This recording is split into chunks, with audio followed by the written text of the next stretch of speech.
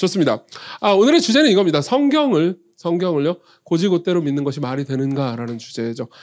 저는 지금까지 계속해서 연작으로, 그러니까 기독교에 묻다라는 시리즈 설교를 하고 있습니다. 그리고 많은 사람들이 기독교에 대해서 가지고 있는 일반적인 질문들을 다루면서요, 성경이 그리고 기독교가 뭐라고 말하는지를 한번 생각해 보고 있습니다.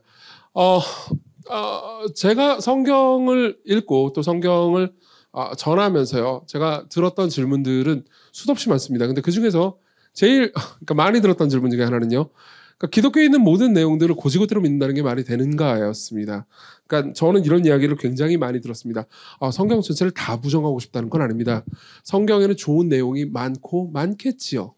하지만 거기 있는 모든 내용들을 다 받아들인다는 것은 받아들일 수 없습니다. 이건 고대의 유물 같은 책이잖아요. 과거의 잠언이고 일종의 신화고 지혜 아닙니까?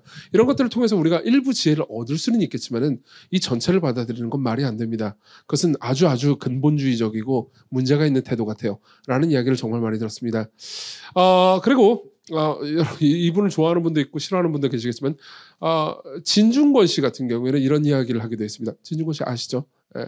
그러니까 성경에 나와 있는 그런 이 가나안 족속들을 다 죽이라라고 명령하는 그런 명령까지 다 받아들이고 지켜야 된다는 말이냐? 그러니까 성경을 고지고대로 믿는다는 건 말이 안 된다라는 이야기를 해준 적도 있습니다.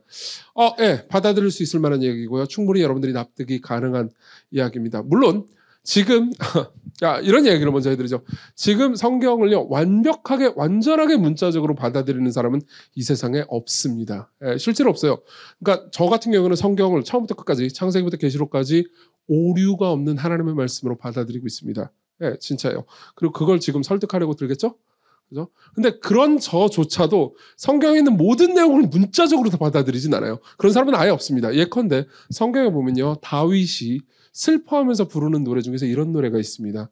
하나님이여, 내가 너무 많이 울어서 눈물로 내 침상을 띄우나이다. 근데 너무 많이 울어가지고 침대가, 내 눈물 하도 많이 흘려서 침대가 둥둥 떠다닌다는 거예요. 이걸 문자적으로 받아들이는 사람은 제가 아는 한 없습니다. 가장 보수적으로 성경을 받아들이는 사람도 이걸 문자적으로 받아들이지 않아요. 은유적으로 받아들이죠. 그리고 성경 본문 자체가, 그러니까 전후 문맥상에서 이걸 은유적으로 받아들이라는 장치들이 다 있습니다. 그러니까 제가 성경을 하나님의 말씀으로 처음부터 끝까지 완전한 말씀으로 받아들인다는 것은 이 모든, 그러니까 해석상의 난제들을 무시하고, 그러니까 해석상으로 은유로 받아들여야 되는 것을 다 무시하고 몽땅 다 있는 그대로 순종해야 된다, 이렇게 생각하는 건 아닌 겁니다.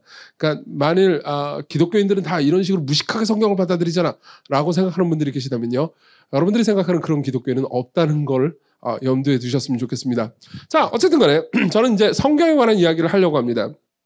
성경에 관한 이야기를 하기 전에요, 그러니까 지금부터 어떤 순서로 말씀을 여러분들에게 드릴지를 설명해 드릴게요. 첫 번째로는요, 저는 성경이 역사적으로 신뢰할 수 있을 만한 책이라는 것을 여러분들에게 말씀드리겠습니다. 역사적으로 이 책은 확고히 신뢰할 수 있는 책입니다. 그러니까 진짜 역사적으로 있는 사실이라는 거죠. 그리고 두 번째로는요, 문화적으로 신뢰할 수 있는 책이라는 것을 말씀드리겠습니다. 실제로 많은 사람들이 성경을 읽으면서요, 문화적으로 이것을 받아들이기 어려워서 거부감이 든다는 생각을 하기도 하거든요. 그래서 두 번째로는 문화적으로 신뢰할 수 있는 책이라는 것을 말씀드리겠습니다. 그리고 마지막으로는요, 성경을 개인적으로 신뢰할 수 있는 책이다 라는 이야기를 드리겠습니다. 그리고 더불어서요, 그러니까 성경을 여러분들이 어떻게 대해야 되는지에 대한 실천적인 지혜, 적용 같은 것들을 한두 가지 더 말씀드리고 마치죠. 먼저 역사적으로 신뢰할 수 있다라는 이야기를 하겠습니다. 이건 아마 짧게 얘기할 수 있을 것 같습니다. 복음서만 예로 들어도요, 복음서와 그리고 신약 성경만 예로 들어도요, 성경은 역사적으로 너무너무 신뢰할 수 있는 책입니다. 왜냐하면요, 이 책은요, 그러니까 너무 이른 시기에 쓰였거든요. 지나치게 빨리 쓰인 책입니다. 그래서 이걸 역사적으로 안 믿는다는 것이 굉장히 어려운 책입니다. 누가복음에 보면요, 이런 표현이 있습니다. 들어보시면 됩니다. 누가복음 1장 1절, 우리 중에 이루어진 사실에 대해서 처음부터 목격자와 말씀에 일꾼된 자들이 전하여준 그대로 내력을 저술하려고 붓을 든 사람들이 많은지라 그 모든 일을 근원부터 자세히 미루어 살핀 나도 데오빌로 각하에게 차례대로 써보려는 것이 좋은 줄 알았노니. 이 말은요, 그러니까 누가복음을 쓴 누가라는 사람이요, 그러니까 데오빌로라는 사람에게 누가복음을 전달하기 전에 이제 서문격으로 쓴 내용입니다. 근데 거기에 보면요, 이렇게 이야기를 해줍니다. 지금부터 제가 쓰려고 하는 이 내용들 있지 않습니까? 여기에는 엄청난 목격자들이 있습니다. 라고 말을 하는 거죠. 자, 이게 왜 중요한지를 말씀드리겠습니다. 실제로 성경을 읽어보지 않거나 혹은 성경에 대해서 배경 지식을 잘 모르는 분들은요, 성경을 신화처럼 생각하는 경향이 있습니다. 예컨대 박혁거세 뭐 신화 같은 거라든가 아래서 혁거세가 태어났어요. 뭐 약간 이런 거 있잖아요. 그런 거라든가 곰과 마늘, 곰이 아니죠. 곰과가 아니죠. 곰을 먹으면 안 되죠. 곰이 마늘과 쑥을 막 먹다가 결국 인간이 뿅 하고 되었어요. 라는 단군 신화와 비슷한 얘기 아니냐라는 질문들을 굉장히 많이 던집니다. 그리고 거기에 대한 답은요. 이 성경의 모든 이야기, 특히 부활을 포함한 이 모든 기적적인 이야기들이 역사적인 사실이 아니기에는 너무 일찍 쓰였다는 겁니다. 여러분들은 단군 신화가 최초로 기록된 책이 언제, 무슨 책인지 아십니까? 대부분 잘 모르시더라고요. 아세요? 혹시, 예? 지르세요. 예? 네, 삼국유사입니다. 감사합니다. 네. 다 비슷하게 들리네요. 삼국유사. 삼국사기. 비슷한 책 같잖아요. 왠지 삼국이 들어가고. 그죠? 물론 저자가 들으면 이제 열받을 만한 일이긴 하지만요. 자, 삼국유사의 최초로 나옵니다. 삼국유사는요, 언제 쓰였냐면요, 1281년으로 추정됩니다. 네. AD 1281년이요. 그리고, 단군 신화가 실제로, 단군 신화에서 말하는 곰이 마늘을 먹고 이 이야기 있잖아요. 이 이야기가 실제로 일어났다고 주장되는 시기는 기원전 2333년에서 기원전 425년 사이에 언제라고 주장됩니다. 너무 범위가 넓죠, 일단. 그리고 425년이라고 칩시다. 기원전 425년이라고 쳐요. 근데 거기에 대한 최초의 기록이 1281년의 기록이라는 겁니다. 여러분들이 이 이야기를 믿을 수 있겠습니까? 예. 지금 이정규에 관해서 이정규가 2023년 오늘이 며칠이죠? 11월 29일인가요? 11월 19일 날 했던 말과 행동에 대한 모든 이야기에 대한 3600년의 기록을 여러분들은 믿을 수 있겠습니까? 예. 그 사이에 어떤 다른 기록도 없고요. 그럼 못 믿죠. 믿기 어려울 겁니다. 구전으로만 전해왔다 하더라도요. 그 신뢰성을 있는 그대로 받아들이긴 어려워요. 예. 박혁거세 이야기도 마찬가지입니다. 박혁거세도요. 박혁거세라는 사람은요, BC, 그러니까 기원전 69년에서 AD 4년에 걸쳐서 살아간 사람으로 추정됩니다. 근데 실제로 이 박혁거세 이야기가 최초로 기록된 거는요, 이번에는 삼국사기입니다. 예, 이번엔 삼국사기인데요. 삼국사기의 AD 1145년의 이야기입니다. 그러니까 최소 1200년 후의 이야기인 거예요. 예. 게다가 이 단군 신화 같은 경우에는 다른 버전도 있습니다. 예. 다른 버전은 제왕 운기에 나오는 버전이죠. 이것도 이 삼국 유사하고 비슷한 버전인데요. 제왕 유사에 관한 이 이야기는요, 이 곰이 마늘을 먹었다는 이야기가 없습니다. 그러니까 버전이 여러 개예요. 그러니까 우리는 이런 것들을 가리켜서 신화라고 말할 수 있습니다. 그러니까 진짜 역사는 아니고 사람들이 지어낸 이야기일 가능성이 압도적으로 높은 거죠. 예. 자, 근데 성경은 어떨까요? 예. 성경은 예수 그리스도의 죽음과 부활에 관한 기록이 중심을 이루고 있습니다. 특히 사복음서가 그렇죠. 그리고 사복음서의 기록은요, 예수께서 죽고 부활하신 이후에 마가복음 같은 경우에는 약 30년 혹은 28년 후에 기록된 것으로 봅니다. 예. 그리고 예수 그리스도의 부활과 그리스도의 하신 일에 대한 최초의 기록이라고 볼 수 있는 데살로니가 전서나 갈라디아서 혹은 고린도 전서는요, 예수께서 부활하시고 승천하신 이후에 10년에서 15년 사이에 기록된 기록들입니다. 너무 빨라요. 그 사기를 치기 힘들다는 거죠. 예. 제가 이 이야기를 할 때마다, 그러니까 이렇게 예로 드는 재밌는 이야기가 있습니다. 저는 2011년도에 시광교회를 개척했습니다. 여기 신촌 캠퍼스는 올해 개척했고요. 그리고 이제 구로 캠퍼스를 2011년도 4월에 개척했습니다. 그리고 나서 제가 지금 2023년도에 12년 7개월 됐죠? 12년 7개월 후에 여러분들한테 지금 이런 이야기를 한다고 합시다. 여러분, 2011년도에 제가 시광교회를 구로 캠퍼스에서 개척했습니다. 근데 그때 얼마나 기적이 많이 일어난지 아십니까? 제가 설교를 하는데 죽은 사람이 살아난 적이 있답니다. 라고 말을 지금 했다고 합시다. 여러분들 믿겠습니까? 일단 안 믿죠. 그렇죠? 근데 아무리 안 믿는다 하더라도 교차 검증은 해봐야 될 필요가 있지 않겠습니까? 그렇죠? 교차 검증을 할 수 있을까요? 아마 분명히 할 수 있을 겁니다. 왜죠? 지금 이 자리에도 그때 당시에 있었던 사람이 있습니다. 네, 제 아내가 있습니다. 제 아내한테 가가지고 물어보십시오. 그럼 아내가 웃으면서 이렇게 얘기해 줄 겁니다. 그거 거짓말이에요. 라고 얘기해 줄 겁니다. 네. 교차 검증할 수 있는 사람들이 많아요. 그때 당시 초기 최초의 개정 멤버였던 12명의 사람들이 시골교에 다 있다고요. 그 사람들한테 가서 물어보면 됩니다. 거짓말이라고 다 얘기해 줄 겁니다. 일관적으로요. 네. 근데요. 진짜 있었던 사건에 대해서는요. 거짓말을 할 수 없겠죠. 네. 복음서에 나와 있는 모든 이야기는요. 그 모든 이야기에 대한 목격자들이 우르르 있었습니다. 그러니까 다른 이야기들은 훨씬 더 많았지만 부활에 관한 이야기만 해도 목격자들이 최소 500명 이상이었다고요. 그리고 거기에 대한 기록은 제일 빠른 게 15년 후입니다. 이거는 거짓말을 하기 상당히 힘듭니다. 예컨대 부활 같은 경우에도 그냥 부활을 안 했다면, 부활한 게 거짓말이라면요. 초기 기독교인들이 맨날 말하고 돌아다녔던 건 부활에 관한 거였거든요. 예수 그리스도가 부활했다는 이야기였습니다. 그리고 예수 그리스도의 부활이 사실이 아니었다고 합시다. 그러면요. 사람들을 데리고 가서 무덤으로 가면 됩니다. 예수 그리스도의 무덤에 돌을 굴린 다음에 여기 시체 있네? 그럼 끝나는 거예요. 그리고 기독교의 모든 문제는 기독교는 다 그냥 한 번에 사라져버릴 겁니다. 그렇지만 1세기 기독교는요. 폭발적으로 성장했습니다. 인구 성장률이 20배씩 성장했단 말이에요. 어떻게 가능했을까요? 간단하죠. 목격자들이 일관성 있게 계속해서 같은 진술을 했기 때문입니다. 그리고 목격자들은요. 그 진술을 위해서요. 목숨을 버리기도 했습니다. 예수 그리스도의 부활에 대해서 말하잖아요. 그럼 죽이겠다고 협박을 해도 사실이기 때문에 다른 거짓말을 할 수 없었던 거죠. 찰스 콜슨이라는 사람이 있습니다. 사실 몇 주 전에 제가 한번 인용을 해드린 적이 있는데요. 이 사람은 원래 백악관의 특별 보좌관이었습니다. 그러니까 정치적으로 상당히 높은 위치에 있던 사람이죠. 그리고 미국 역사에 대해서 관심 있는 분들은 이 이야기를 아실 텐데 그 워터게이트 사건이라는 게 있습니다.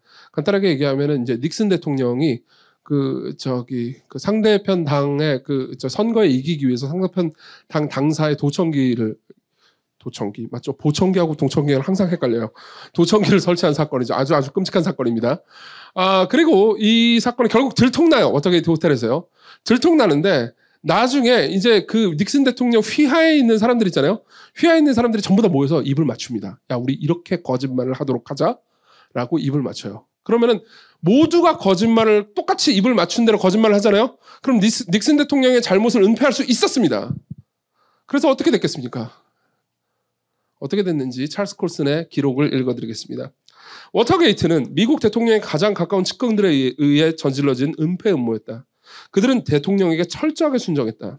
하지만 존 디는 닉슨에게 불리한 증언을 했다. 그러니까 한 명이 툭 튀어나온 거예요. 그러면서 불리한 증언을 하기 시작했어요. 그의 말에 따르자면요. 혼자라도 살아남기 위해서 그렇게 했답니다. 그러니까 밑에 참모들이 있잖아요. 그럼 모아놓고 이제 검찰이 수사하는 거죠. 이럴 때는 검찰이 절대적으로 유리합니다. 앉아봐. 야, 도청했지? 아니, 안 했습니다. 그러면서 막 입을 맞춘 대로 얘기를 해요. 그럼 검찰은 이렇게 말합니다. 근데 걔는 다르게 얘기했던데? 그럼 어떻게 할까요? 그러면은 뭐야, 배신당한 거야? 그럼 나만 죽을 수는 없잖아요. 그렇죠? 그러니까 모두가 다 불게 되죠. 이걸 범죄자의 딜레마라고 합니다. 진행 상황을 대통령에게 직접 브리핑까지 한 사람이 단 2주 만에 그런 짓을 한 것이다. 단 2주 만에. 워터게이트를 거짓으로 은폐하려는 노력은 단지 2주일밖에 버티지 못했다. 그 후에는 모두가 난파선에서 뛰어내리는 쥐떼처럼 대통령을 다 버렸다. 대통령 주변에 머물러 있다면 그들은 수치와 감옥행을 감수해야 했을 것이다. 하지만 실제로 목숨을 잃는다거나 할 일은 없었다. 하지만 잘 들어보십시오. 예수님의 사도들은 어떠했는가? 아무 힘도 없는 12명의 평범한 사람들은 자신들의 주장을 굽히지 않는다면 수치와 정치적인 모욕 정도가 아니고 태형, 돌팔매질, 죽음이 기다리고 있다는 것을 알고 있었다. 하지만 그들은 모두 그들의 숨이 끊어지는 순간까지 죽음 가운데서 육체로 다시 살아나신 예수님을 보았다는 주장을 굽히지 않았다. 목이 잘리거나 돌팔매질을 당하기 전에 굴복한 사람이 한 명이라도 있지 않았을까? 한 사람도 없었다. 예수님의 12 제자는 모두 자신이 예수 그리스도의 부활을 봤다는 주장을 굽히지 않았어요. 그리고 한 명, 사도 요한을 제외하고 모두 다 순교당해버렸죠. 저라면요, 진실을 위해서 순교당한 사람의 말을 믿겠습니다. 이게 성경의 기록이에요. 그 외에도 구약에 대한 이야기도 있고 여러 가지 이야기들이 있습니다. 그 이야기를 다 지금 시간에 모두 얘기를 할 수는 없을 것 같습니다. 얘기할 수 있으면 좋겠어요. 근데 그럴 시간이 지금 충분하진 않습니다. 지금은 짧은 설교에 불과하니까요. 더 이야기할 것들이 많습니다. 더 궁금하시면 계속해서 시간교회를 다녀주십시오. 두 번째로 넘어가죠. 두 번째는요, 문화적으로 신뢰할 수 있다는 겁니다. 문화적으로 성경을 신뢰할 수 있다는 겁니다. 예를 들면 여러분들 중에 성경을 진짜로 읽어보신 분들은, 특히 창세기 같은 것들을 읽어보신 분들은요, 기겁하는 스토리 같은 것들이 꽤 있습니다. 예컨대 야곱은 창세기에 나오는 인물 중에 야곱은요, 일부 다처를 취합니다. 그러니까 아내가 둘이에요. 그리고 아내가 여럿인 사람들의 이야기가 꽤 있습니다. 그리고 저는 그런 질문들을 꽤 많이 받았습니다. 아니, 야곱이나 이런 다윗이나 이런 사람들은 성경에 나오는 믿음의 사람들 아닌가요? 일종의 위인 같은 사람들이잖아요. 네, 믿음의 사람들입니다. 근데 왜 이런 사람들이 일부 다처제를 취하고 있죠? 성경은 일부 다처제를 옹호하는 건가요? 라는 질문을 되게 많이 받았습니다. 거기에 대해서는 제가 이렇게 대답해 드릴 수 있을 것 같습니다. 그때 우리는요, 성경을 오해하거나 성경 당시의 문화적 배경을 오해하는 경우가 다반사라고요. 예컨대 성경을 오해하는 경우를 예로 들겠습니다. 일부 다처 얘기를 해드리죠. 성경에 나오는 인물들이 일부 다처를 하고 있다고 그래가지고 성경이 일부 다처를 옹호하고 있는 게 아닙니다. 오히려 성경의 창세기를 자세히 보잖아요. 그럼 야곱이 두 아내를 가졌기 때문에요. 그 자식들 간에 벌어지는 편애와 고통과 질투와 괴로움이 어마어마했다라는 것을 그대로 드러내줍니다. 성경의 가장 매력적인 점이 뭔지 아십니까? 인간의 문제에 대해서 아주 솔직하고 꾸밈없이 말한다는 겁니다. 성경은요, 성경에 나와 있는 모든 그 사람들의 이야기 있잖아요. 이것들에 대해서 미화하지 않습니다.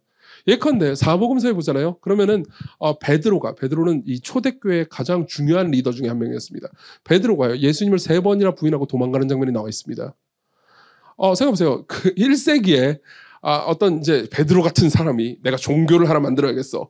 이 죽었던 예수 그리스도라는 사람을 사용해가지고 내가 예수 그리스도가 부활을 했다고 뻥을 치고 내가 이 종교를 만들어가지고 종교의 수장이 되겠어. 라고 마음을 먹었다고 합시다. 그죠? 그러면 성경에 자신에 관한 그런 끔찍하고 비겁한 기록이 있는 것들을 용납하겠습니까? 그렇지 않았을 겁니다. 근데 성경은요, 이 모든 이야기들이 있는 그대로 그냥 다 기록되어 있습니다. 성경은요, 소위 성경의 위인들 혹은 믿음의 사람들이라고 불리는 수많은 사람들의 뒤가 구린 이야기가 잔뜩 기록되어 있습니다. 실제로 가장 유명하고 위대한 사람이라고 불리는 다윗마저도요, 그가 간음하고 자신의 사랑하는 친구를 끔찍한 방법으로 죽인 스토리가 기록되어 있죠. 왜 그럴까요? 성경은요, 들어보십시오. 우리 인간이 어떻게 살아야 한다라는 모범을 제시하기 위해서 이 모든 이야기를 기록한 게 아니기 때문입니다. 성경의 주요한 스토리는요, 저와 여러분들이 어떤 사람들인지 과거에 나오는 모든 인물들의 이야기를 통해서요, 보도록 하는 거예요. 그들은 때때로 잘못을 했습니다. 우리도 때때로 잘못을 하죠. 그들은 때때로 착한 일을 했습니다. 우리도 때때로 착한 일을 하죠. 그들은 때때로 절망했습니다. 여러분들도 마찬가지 아닙니까? 그리고 그들에게 하나님이 다가오셔서 하나님이 그들을 만나주시고 그들을 구원해 주십니다. 그리고 성경은 말합니다. 우리에게도 똑같이 그런 사랑의 하나님과 그 하나님의 구원이 필요하다고 말해주는 거죠. 이게 성경의 이야기예요. 사람들이 성경의 시대를 오해하는 경우 하나만 이야기하고 다음으로 넘어가죠. 성경의 시대를 오해하는 것 중에서는 이런 게 있습니다. 노예제도 같은 게 있죠. 신약 성경을 보면요, 그러니까 노예들에 대해서, 그러니까 종에게 충성하라라고 말하는 에베소서 5장의 말씀이 있습니다. 그리고 많은 사람들은 이 본문을 읽으면서 우와, 성경은 노예제도를 찬성하는구나 라고 생각을 합니다. 근데 그거는요, 1세기의 노예제도를 사람들이 잘 모르기 때문에 하는 말입니다.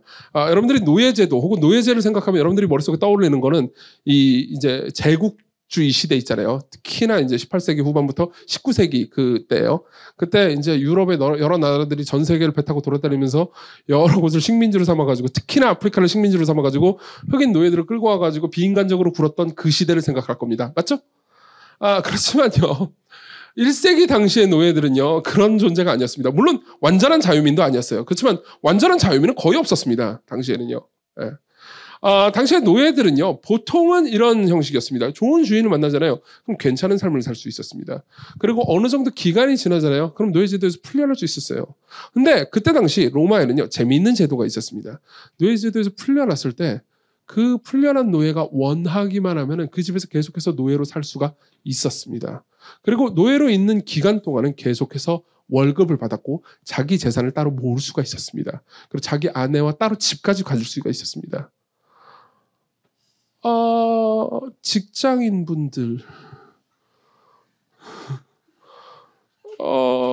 노예잖아요. 저는 삼성전자를 다니고 있습니다. 삼성전자 삼성전자를 잘리면 슬퍼할 거 아니에요. 그렇죠? 이때 나 일세기 1세기 당시에 네요. 이거는 배터리가 빨간색.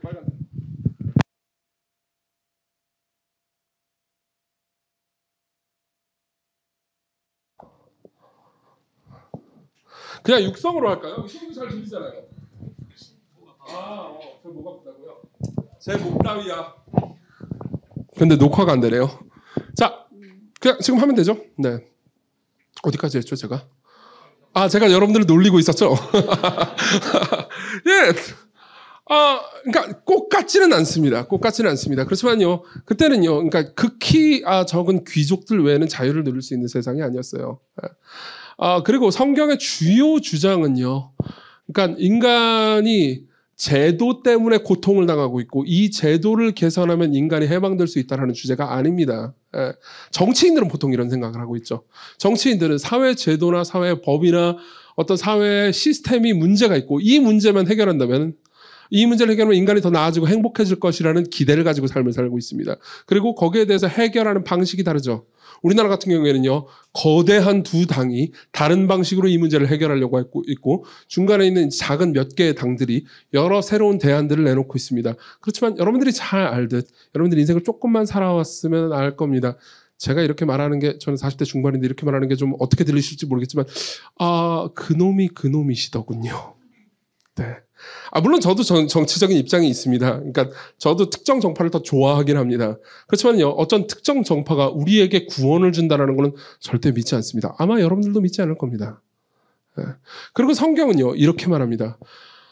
정치나 제도의 개혁으로 무언가 잠깐 나아질 수도 있겠지만 우리에게 궁극적으로 우리를 괴롭히는 문제는요, 우리 안에 있는 죄고요. 이 문제를 해결하기 위해서 궁극적인 구원자가 필요하다는 게 성경의 메시지예요. 다시 말하면 노예 해방을 위해서 성경에 기록된 건 아니라는 거죠. 그렇지만요, 이 믿음은요, 그러니까 우리 안에 있는 죄의 문제가 해결되고 그리고 그 문제를 궁극적으로 해결하면 우리에게 기쁨이 있다, 우리에게 구원자가 필요하다는 것을 진짜로 믿잖아요. 그러면은 사회 정치나 환경의 문제에도 결국 영향을 미치게 됩니다. 예를 들면요, 이런 예를 들겠죠. 사실 노예제가 제일 강력했던 국가는 19세기 노예제도가 제일 강력했던 국가는 미국과 영국일 겁니다. 맞죠? 다른 유럽 국가들도 그렇지만은 미국과 영국하고는 비교도 안 됐죠. 그리고 미국과 영국 내에서 노예 해방을 부르짖었던 사람들 있잖아요. 그 사람들 전부 다 기독교인들이었습니다. 예. 미국 같은 경우에는 링컨이었고요. 그리고 영국 같은 경우에는 윌리엄 윌버포스라는 사람이 있었죠. 특히 윌버포스 같은 사람은요, 기독교, 그러니까 Practical한 Christianity, Practical Christianity라는 책을 씁니다. 이걸 왜 한국말로 번역이 안 되죠? Practical Christianity라는 되게 재미있는 책을 씁니다. 그 책의 내용은요, 그 교리서예요.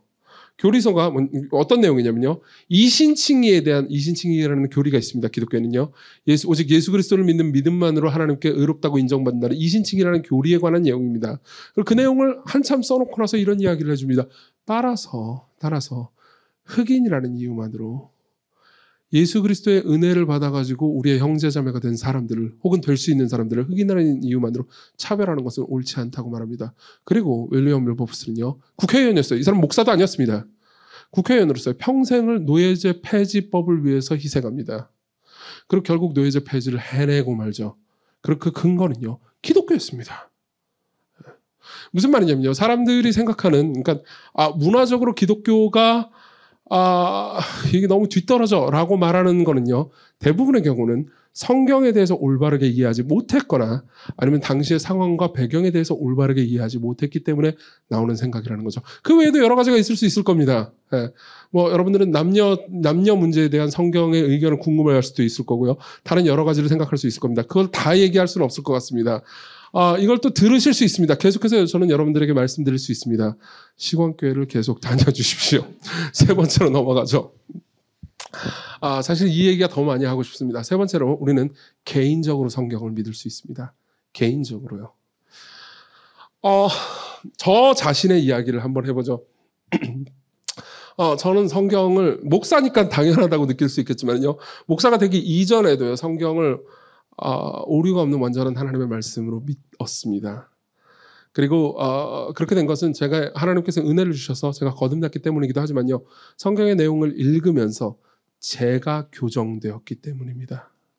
저는 항상 성경을 보면서 이 부분은 마음에 들지 않아. 이 부분은 이상해. 이 부분은 빠졌으면 좋을 텐데 라는 생각들을 해왔습니다. 그렇지만요. 종종 저는 이런 생각이 들었습니다. 그러면 이 부분이 빠졌으면 좋겠다라고 말하는 내 생각은 절대적으로 옳은 건가?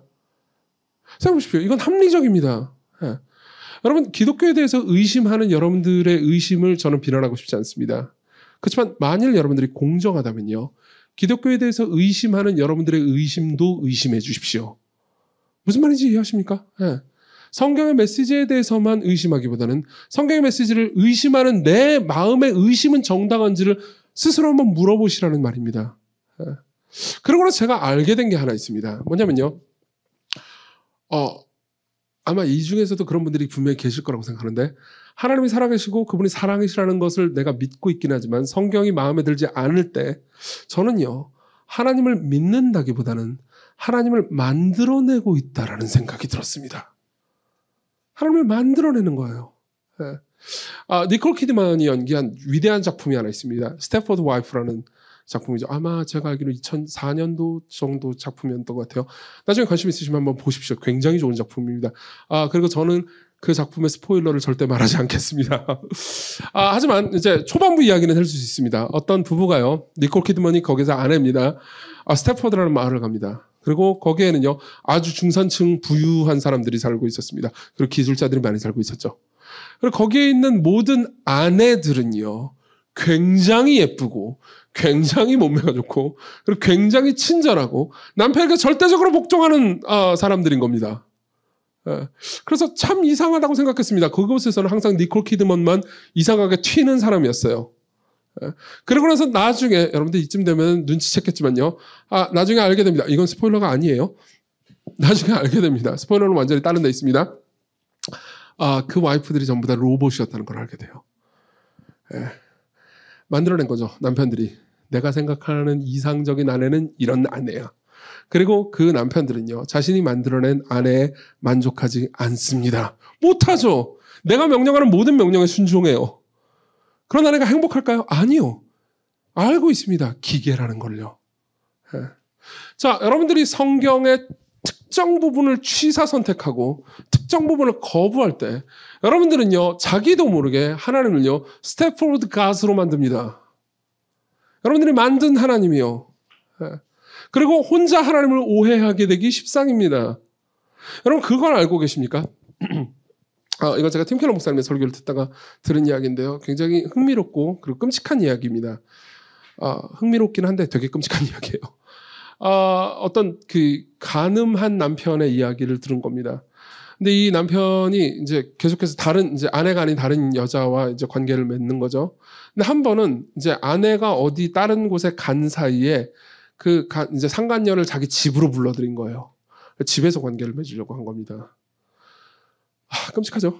근데 끔찍한데 그 상간녀가 집으로 들어올 때 자기가 이제 집안을 이렇게 둘러볼 수밖에 없을 거 아니에요.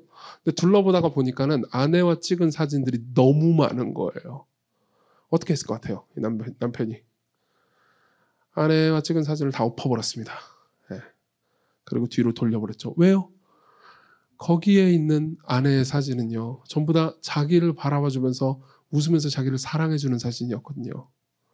그리고 내가 이 아내를 보면서 내가 죄책감을 안 느끼려면 어떻게 해야 됩니까? 머릿속으로 캐리커처를 그려야 됩니다. 나쁜 아내요. 나를 사랑해주는 눈으로 쳐다보는 아내가 아닌 나쁜 아내를 상상해야 됩니다. 여러분들 우리가 보통 하고 있는 일이 그렇지 않습니까? 여러분들이 누군가를 뒷담화한다고 합시다. 미안해요 슬기야.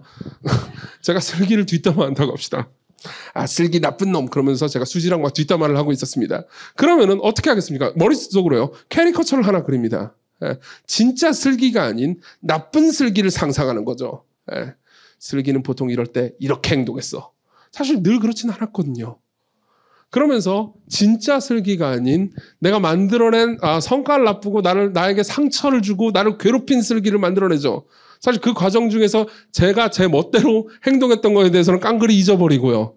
그리고 죄책감을 느끼지 않기 위해서 그 사람은 진짜 나쁜 사람이라는 것을 스스로에게 납득시킵니다. 그리고 머릿속으로 이상한 슬기를 만들어낸 거죠. 이상한 사람을 만들어내는 겁니다. 여러분 그걸 알고 계십니까? 신앙생활을 하는 기독교인들도 종종 똑같은 일을 합니다. 하나님에 대해서 화가 났을 때 자기 마음속으로 가짜 하나님을 만들어내는 거죠. 네. 자, 그럼 이 가짜 하나님에서 진짜 하나님을 만나는 방법은 유일한 방법은 뭘까요? 그분이 하신 말씀을 보는 거예요. 그분이 하신 말씀을 보잖아요. 그러면 반드시 여러분들의 마음에 들지 않는 하나님의 모습을 보게 될 겁니다. 그때 여러분들은요. 싸우셔야 됩니다. 뭐와 싸워야 될까요? 자기 자신의 생각과도 싸우셔야 됩니다. 그리고 이해해 보려고 노력하십시오. 그리고 이걸 위해서요.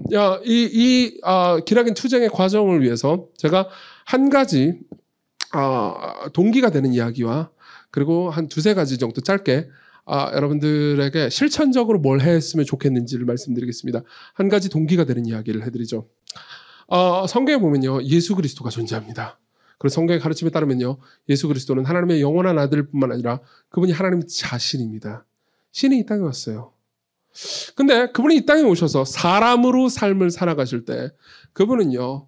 그러니까 모든 것을 아는 전지한 신으로서 삶을 살기보다는 성경을 읽고 믿으면서 성경의 메시지를 순종하는 삶을 살았습니다.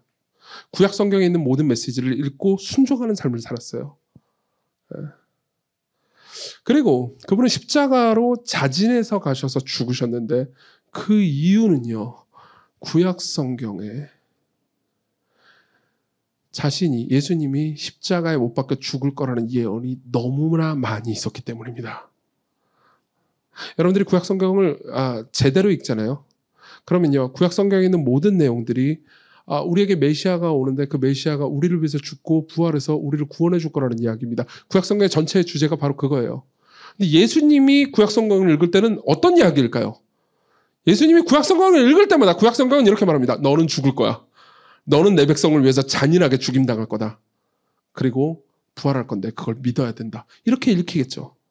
근데 만일 이 상황에서 예수님이 성경에는 좋은 이야기들이 많지만 모든 걸 받아들일 순 없지. 모든 걸 어떻게 글자 그대로 받아들이겠어. 내가 마음에 들지 않는 부분은 뺄 거야. 내가 죽어? 이런 건 빼. 안 믿어. 그럼 어떻게 됐을까요? 그분은 죽지 않았을 겁니다. 그리고 그분은 자기 백성들을 위해서 구원의 일을 할 수 없었을 겁니다. 여러분 그러나 그분은요. 예수님은요. 구약 성경을 보면서 예수 그리스도가 죽을 거고 고문당할 거고 고통당할 거고 멸시받고 버림받을 거라는 이야기를 듣고도 그분은 문자 그대로 받아들이셨습니다. 왜요? 왜요? 그분이 하나님을 사랑하셨을 뿐만 아니라 이 성경을 기록한 하나님을요. 그분이 우리를 사랑했기 때문입니다. 여러분 예수 그리스도께서 성경을요. 처음부터 끝까지 완전한 하나님의 말씀으로 받아들이지 않잖아요. 그러면요.